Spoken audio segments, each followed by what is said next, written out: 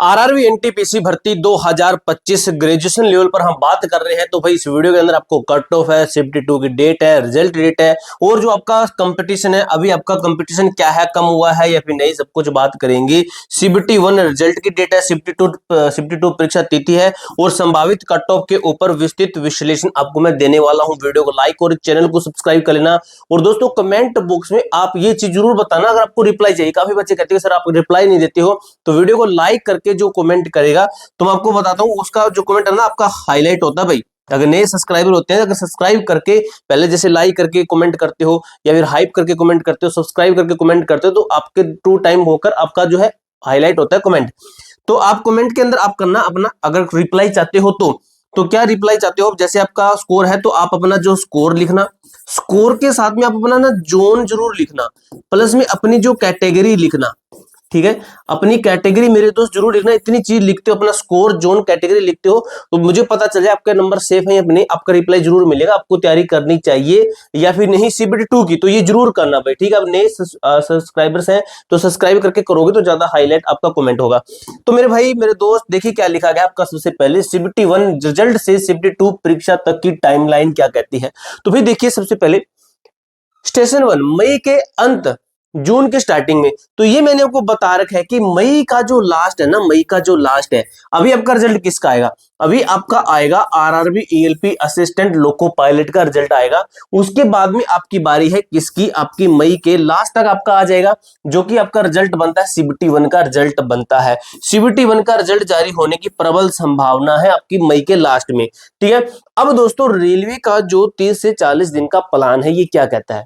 30-40 दिन मैंने आपको पिछले 2 से 3 वीडियो के अंदर विद प्रूफ के दिखाया है कि रेलवे के जितने भी एग्जाम्स हुए हैं वो भी आरआरबी एनटीपीसी के ग्रेजुएशन और अंडर ग्रेजुएशन दोनों के मैंने बताए हैं कि रेलवे ने पिछले बार आपका 30 उसके बाद में 40 दिन लगाए हैं। तो लगभग मैंने बताया कि 35 अप्रोक्स डे मान के चलिए, अप्रोक्स दिन आप मान के चलिए कितना टाइम लगाता है। ये किस में लगाता है, सीबीटी 1 का रिजल्ट जारी होने के बाद में सीबीटी 2 एग्जाम कंडक्ट करवाने में। तो मैंने आपको बता दिया कि मई के लास्ट तक आपका ये आ जाएगा। अगर मैं इसके अंदर प्लस 35 से 40 दिन जोड़ता हूं तो कितना निकलता आपका, तो जून आ जाता है, जून निकल जाएगा आपका, जून तो निकलेगा। यानी कि ये कहता है कि जुलाई के मध्य में, यानी कि जुलाई आप फर्स्ट मान सकते हो, जुलाई फर्स्ट अगर आपका रिजल्ट इस टाइम पे आ जाता है मई के लास्ट में।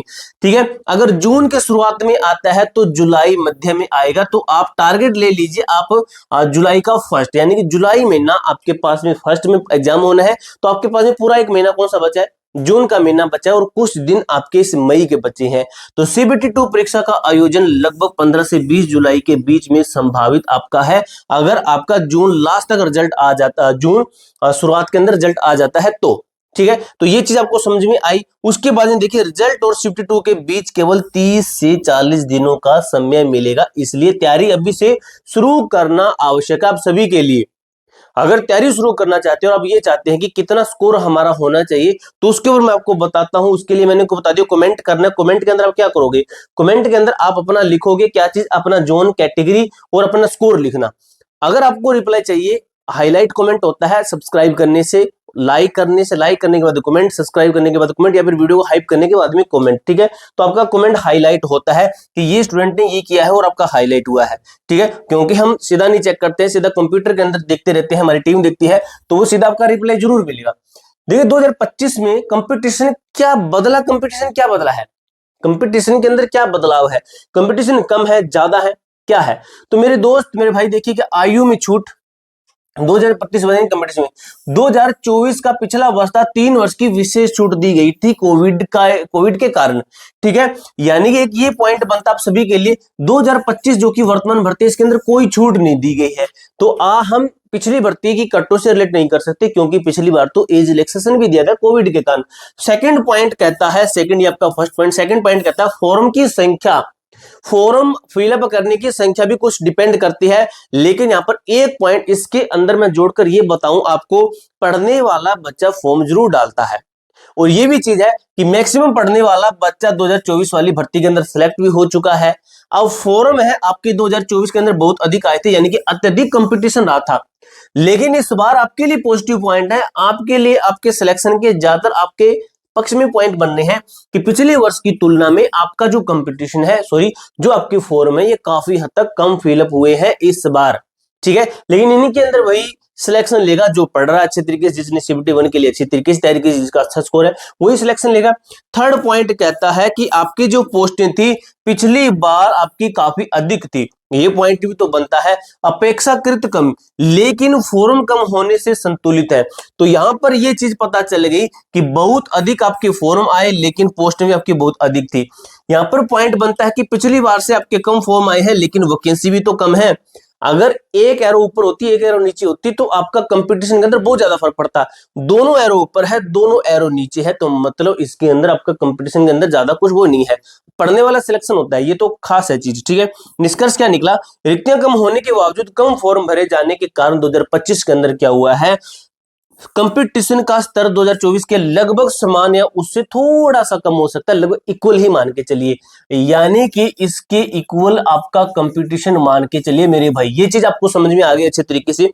उसके बाद में मेरे दोस्त देखिए क्या लिखा गया है, CBT 1 से CBT 1 से CBT 2 एक बड़ा फिल्ट्रेशन एक मेथड होता है, इसे आपको नहीं पता है लेकिन मैं आपको समझा, लगभग बच्चों को पता होता है लेकिन आपको बार बार समझाता हूं मैं कि ये कैसे होता है। देखिए 10 से 15 लाख उम्मीदवारों ने क्या CBT 1 में उपस्थिति, कुल छात्र इतने उपस्थित हुए। उसके बाद में कट ऑफ और नॉर्मलाइजेशन की प्रक्रिया के कारण ये जो संख्या है ये कम हो जाती है, यानी कि धीरे संख्या ये कम हो जाती है, यहाँ पर कम हो जाती है। उसके बाद में ये आंकड़ा इधर आता है कि मात्र 70,000 से 1 लाख उम्मीदवार के CBT 2 के लिए योग्य होते हैं, क्योंकि आपका फिल्ट्रेशन यहाँ पे आपके 15 गुना कैंडिडेट को निकाल लिया जाता है, फिर और कम छात्र हो जाते हैं, पीछे आपके बच जाते हैं कुछ ही चुनिंदे छात्र जो लगभग पढ़ने वाले होते हैं। लगभग मानने में कि बेटा 3 नेगेटिव मार्किंग निकालने के बाद में जो यहाँ पर पहुंचता है CBT 2 के लिए, वो पढ़ने वाले छात्र होते हैं। देखिए भाई CBT 2 में केवल वही पहुंचेंगे जिनका स्कोर बेहतरीन है, 15 लाख की भीड़ के अंदर जो है भीड़ में छंट जाएगी, और यहां से प्रतिस्पर्धा यानी कि कंपटीशन का स्तर आपका बहुत तरीके से बदल जाएगा, अच्छे तरीके से बदल जाएगा।